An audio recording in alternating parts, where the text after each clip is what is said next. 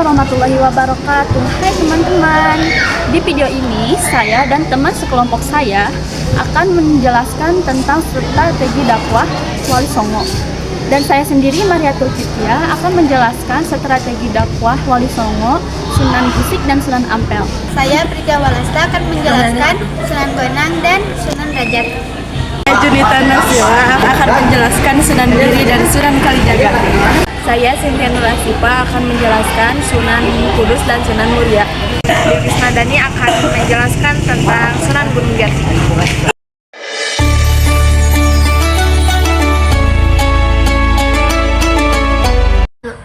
Sunan Gresik Maulana Malik Ibrahim, Sunan Ampel Raden Rahmat, Sunan Giri Muhammad Ainul Yakin, Sunan Bonang Maulana Maktum, Sunan Rajat Raden Qasim, Sunan Kalijogo Raden Syahid, Sunan Muria Raden Sunan Kudus Jafar Sodik, Sunan Gunung Jati Syarif Hidayatullah.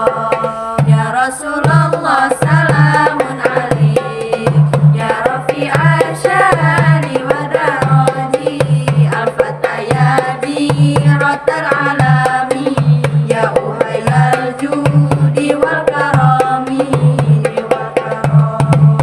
ya Rasulullah salamun alaik, ya Rafi'ah syari wa daraji, al-fatayadi rotal alami, ya uhayal judi wal karami,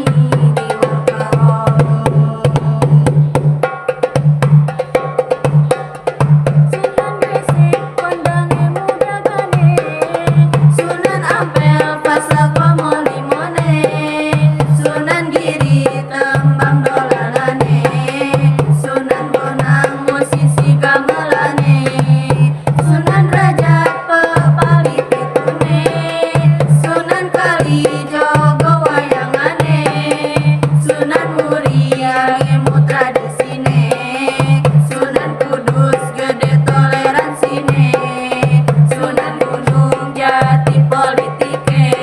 Ayo podo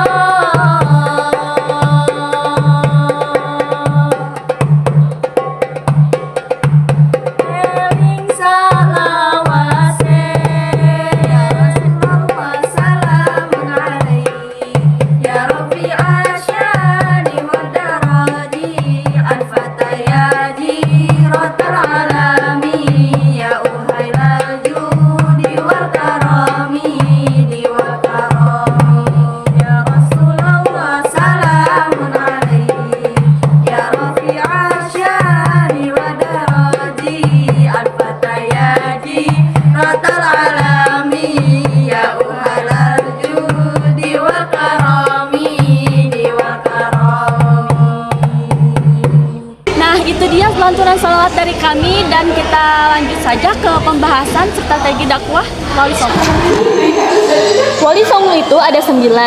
Nah, Sunan yang pertama yaitu Sunan Gresik, atau yang kerap dikenal dengan Sunan Maulana Malik Ibrahim. Sunan Gresik merupakan Sunan yang paling tertua di antara Sunan-Sunan lainnya. Beliau merupakan guru dari para wali setelahnya. Sunan Gresik menyebarkan dakwah di daerah Gresik di Jawa. Sunan Gresik berasal dari negeri Campa yang sekarang yaitu negeri Kamboja. Kemudian beliau sampai di Jawa. Strategi dakwah beliau adalah menjadi tabib, petani, pedagang, dan mendirikan pesantren. Lalu beliau wafat pada tahun 1419. Dan Wali Songo yang kedua yaitu Sunan Ampel, atau yang kerap dikenal sebagai Sunan Raden Rahmat. Beliau berdakwah di daerah Ampel, Surabaya. Dalam menyebarkan agama Islam, beliau terkenal dengan ajaran Mohlima, yang artinya menjauhi 5 perkara. 5 perkara tersebut diantaranya, yang pertama ada muhmabuk, yang artinya tidak minum minuman keras. Yang kedua yaitu muhmain, yang artinya tidak berjudi. Yang ketiga, ada Muhammadun, yang artinya tidak berzina. Yang keempat, ada Muhammadat, yang artinya tidak mengonsumsi obat-obatan yang terlarang. Dan yang kelima, ada Muhnyolong, yang artinya tidak mencuri.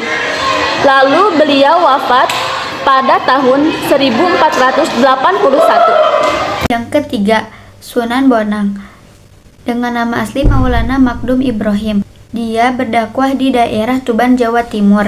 Strategi dakwah beliau mendirikan pesantren dan menciptakan ilmu suluk atau ilmu tauhid.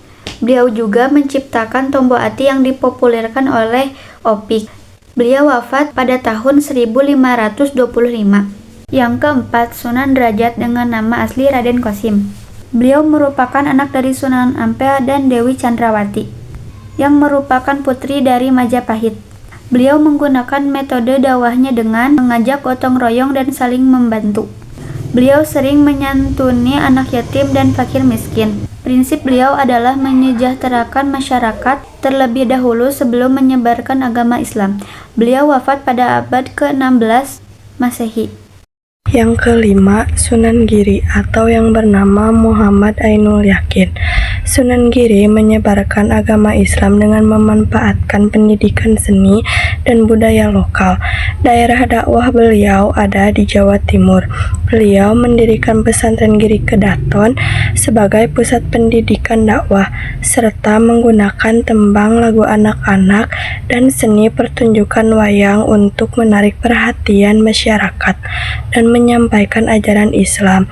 Dengan acara tersebut, Sunan Giri berhasil menyebarkan agama Islam dengan efektif dan merangkul masyarakat luas di berbagai daerah di Nusantara. Beliau wafat pada tahun 1506 Hijriah di Bukit Giri. Keenam, Sunan Kalijaga atau yang bernama Raden Syahid. Sunan Kalijaga menyebarkan Islam dengan menyelaraskan ajaran agama dengan budaya Jawa, menggunakan berbagai media seni seperti wayang, tembang, dan seni ukir. Beliau tidak secara langsung mengubah tradisi, tetapi memasukkan nilai-nilai Islam ke dalamnya, sehingga masyarakat Jawa menerima ajaran Islam dengan lebih mudah. Beliau wafat pada tahun 1592. Saya akan menjelaskan strategi dakwah Wali Songo yang bernama Sunan Kudus. Sunan Kudus lahir pada tanggal 9 September tahun 1400 Masehi. Sunan Kudus juga merupakan cucu dari Sunan Bonang yang masih merupakan keturunan langsung dari Husain bin Ali, cucu Nabi Muhammad SAW. Sunan Kudus adalah tokoh Wali Songo yang berdakwah di Pulau Jawa.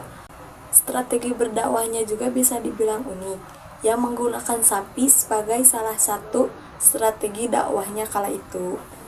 Dakwah Sunan Kudus identik dengan kata bijaksana dan lembut, yang menyebarkan agama Islam dengan penuh kebijaksanaan dan tidak memakai kekerasan. Sedikit tentang penyebaran dakwah Sunan Muria. Nama Sunan Muria sendiri diperkirakan berasal dari nama Gunung Muria yang terletak di sebelah utara kota Kudus, Jawa Tengah, tempat Sunan Muria dimakamkan. Sunan Muria wafat pada tahun 1560 Masehi. Kesembilan, Sunan Gunung Jati. Sunan Gunung Jati atau lebih dikenal sebagai Syarif Hidayatullah adalah salah seorang dari Wali Songo. Ia berasal dari pasangan Syarif Abdul Ummatuddin, Sultan pertama Kesultanan Campa dan Syarifah Maudaim, putri dari Sri Badugu Maharaja dari Kerajaan Pajajaran. Sunan Gunung Jati lahir di Kairo pada tanggal 1448 Masehi. Beliau wafat pada tanggal 19 September 1568 di Keraton Kasepuhan Cirebon. Beliau putra dari Maulana Hasanuddin, Pangeran Pamlakaran Ratu Pulung Ayu. Nama lengkap beliau yaitu Syarif Hidayatullah. Kakek nenek beliau yaitu Paduku Maharaja Prabu Siliwangi Ali Nurul Alam Nyai Subang Larang. Beliau cucu dari Maulana Yusuf dari Banten Kusuma Dinata I. Beliau mempunyai pasangan yaitu Nyai Pakumwati.